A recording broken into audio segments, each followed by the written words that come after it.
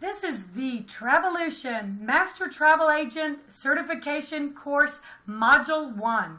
In this module, we're going to talk to you about navigating the travel industry, the growth of the travel industry, and most importantly, what that means to you, the home travel agent.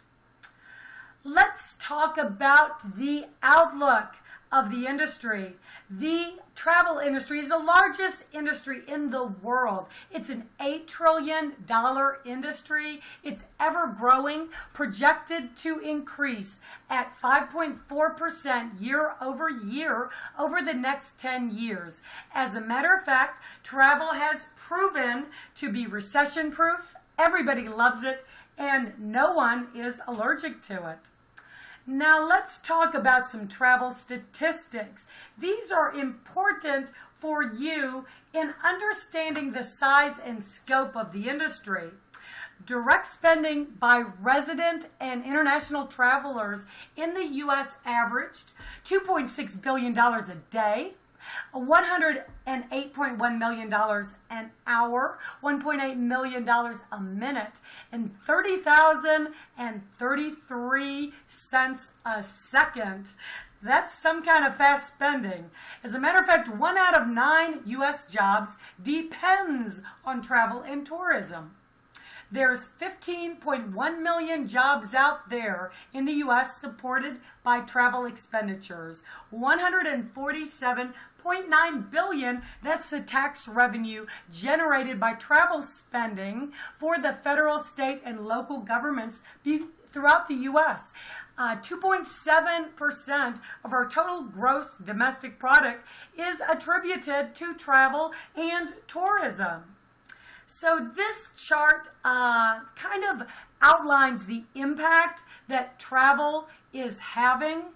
And in the next few slides, I'm going to go through the most popular forms of travel, which are leisure travel. It accounts for $650.8 billion. That was what was spent last year in 2015. Spending on leisure travel generated $99.6 billion in tax revenue. Nearly 4 out of 5 domestic trips are taken for leisure purposes. That's 79%. U.S. residents logged a whopping 1.7 billion personal trips for leisure purposes in 2015. The top leisure travel activities, of course, that we all participate in are visiting relatives, shopping, visiting friends, fine dining, and those fine beaches. Let's talk about business travel. Business makes up a big part of the travel industry. Direct spending on business travel by domestic and international travelers totaled $296.3 billion in 2015. Me and I travel accounted for $121.9 billion of all business travel spending. U.S. residents logged, get this, 455 million business trips for business purposes in 2015.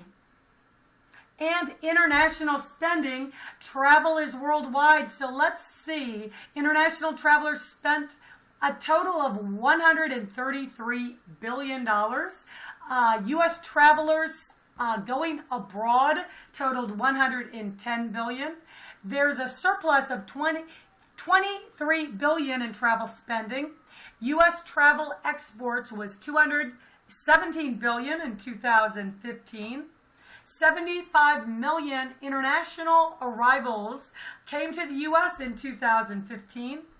International travel spending directly supported 1.1 million jobs here in the U.S.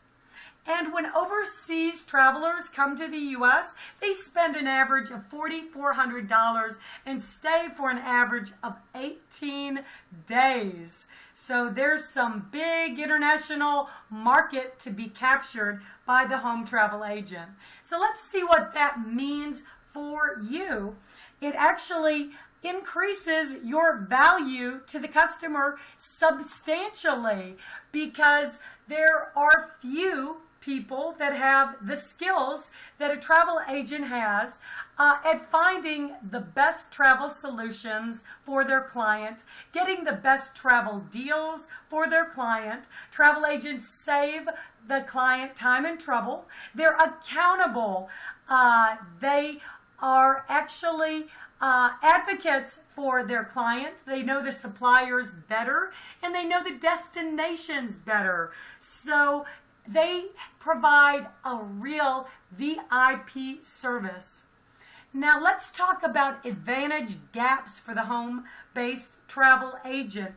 These are gaps that suppliers look at every day, and it bodes very well for the future of the home travel business. Now, the gaps include the number of trips that are taken when booked through an agent versus not booked through an agent, and that comes out to 4.81 trips booked through an agent versus 3.93 without. That's a considerable difference. The average length of a trip booked through a travel agent is longer. As a matter of fact, it's 35% longer. That comes out to 8.2 nights versus 6 nights when booked without a travel agent. And finally, another important gap is the average daily spending, which turns out is higher when booked through an agent, $494 per day versus $238 per day without an agent. That's a big difference, and that's why the suppliers, the cruise lines, the hotels, the all-inclusive resorts value the home-based travel agent. And this research was done by the Warren Weiss Company in May of 2014. So do people really still use a travel agent? Well, here's the real numbers.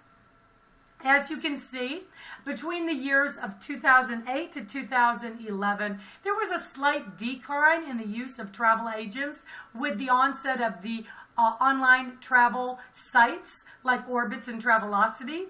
But there has been a resurgence and growth of the travel industry home agent usage since 2011 to 2015. As a matter of fact, in the last 12 months, there are 18.4 million households that used a travel agent. So that bodes really well for you, the home travel agent. Let's look at a few myths surrounding the travel agent business. One of those is nobody uses a travel agent any longer.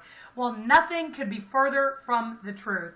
As a matter of fact, travel agents still, to this day, sell 51% of all airline tickets, 87% of all cruises, which was verified to us at Cruise 360 from the cruise lines themselves.